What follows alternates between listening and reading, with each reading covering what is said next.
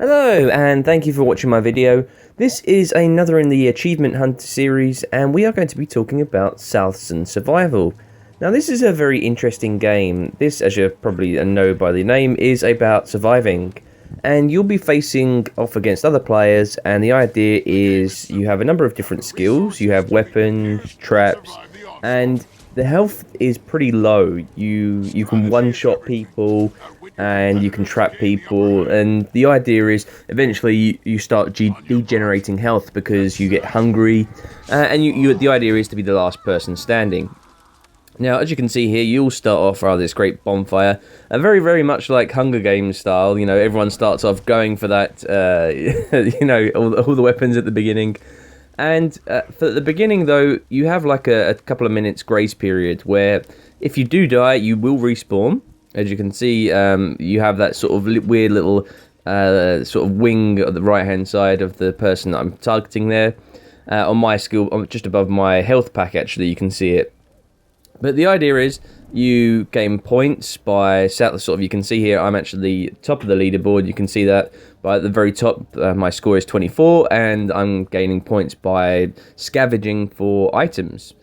So, just a quick rundown of the game. The idea is that you scavenge for weapons, particularly things like arrows. You can see there, I just did a one-shot. That's skill 4. That is a headshot. And it takes a couple of seconds to sort of, for it to work. So you can dodge out the way of it. You just have to be aware. You can see, you have that little, you can hear, if someone else is targeting you, you hear the little bow pull back, and that you know that it's going to be coming. So you can see there, I've got points for being able to trap a foe, and depending on the trap, it does different things. It can knock down, it can cause torment, which means that obviously they're moving along, they're suffering, or you can create this weird little passiflora where it's actually will explode if they come near it. And that can be used very, very tactically. You can see there, I've trapped a foe again. And so, SOUTHSUN, in my opinion, is probably the funnest activity. I really do enjoy SOUTHSUN Survival. It's one of the few ones that I actually really enjoy playing. And because it's a bit, it is combat and it is PvP, but it's more tactical as well. You can evade and sort of, run away, or you can hide. And I'll be honest, when I was trying to get the wins, I was actually sort of hiding around. Coming towards, after playing it a number of different times, I do realise that, now I need to get out there and start killing as much as possible. But you notice there, the guy, he had a pistol and he can one-shot very, very quickly. So look at this. We're in death state now. And these little blue orbs appear. And this is something that's much more fun. The fact that obviously you died, that isn't necessarily the game over. Because you'll see there at the top again, I am getting points for getting all these little blue orbs. And you'll notice above my skill 6 is a tally for how much I actually have. We get different skills for when we're in this sort of death state. And the idea is that when you've been eliminated, you can still take out people that are alive. And we have these skill like 2 and 3. They are traps that will either cause torment and will set off an alarm, or will actually knock down the player and they will lose all of their items that they have carrying. So all the arrows, all the health kits that they have, excuse me, they'll be knocked out of their hand and they have to run around picking them up again. Skill 4 is a brilliant one. It costs you 10 points.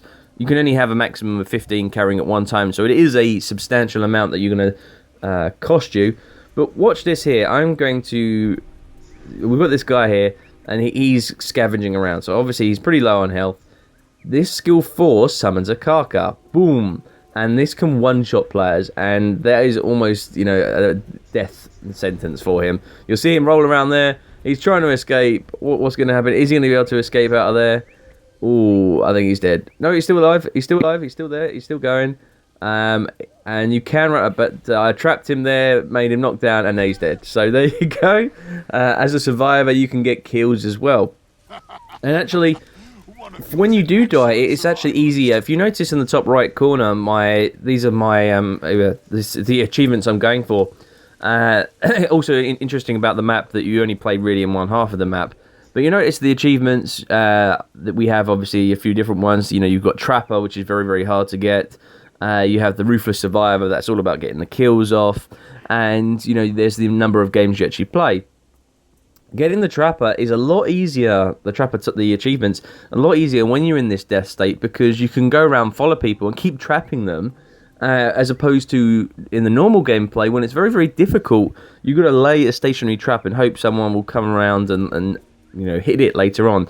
But you can see here, we've got a player to my left, we've got 2 players going on, but I'll put a trap down, and boom, there's another trap. I've got another tally towards my achievements, and it's very, very good and nice to play. And I will say it varies during the time. Obviously, I play on the North American servers, and dependent on the time of day it is, particularly, for example, if it's around 3 o'clock in the morning US time, you won't get many players playing online, as opposed to if it's 8 o'clock in the evening, then you will get a lot of players on, and you can get a lot more achievements that way.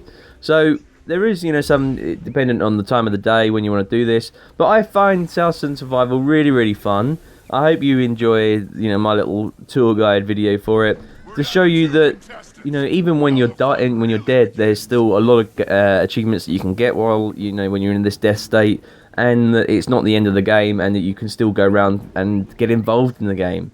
So it really is something that's enjoyable, and I think it's something that really doesn't get the kudos that's for it. There are a couple of little tweaks. I don't think the game is as fluid as it should be. I don't think there's a few little bugs, particularly at the beginning. But you see there, just the title, I actually won, but I don't get the final chest. You get a final chest, the bigger chest, if you actually win it. But we've got this bug here. We start off like we're immobilized, and then suddenly, you know, it's not, the game hasn't started, but we're all released. And this is a slight bug. So we can see here, like, a lot of people, if you actually run too far away from this area, you get like a minute immobilized on, an hour immobilized on you, and you can't move at all.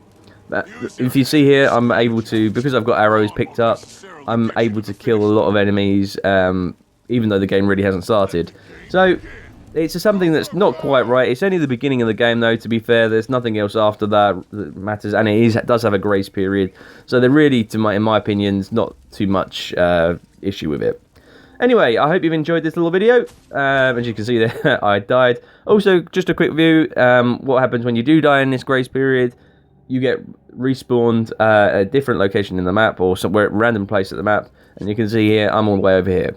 So feel free to leave any comments, any suggestions, any advice for players that play SOUTHSUN Survival, and I hope you've enjoyed this, and I'll see you on the next video.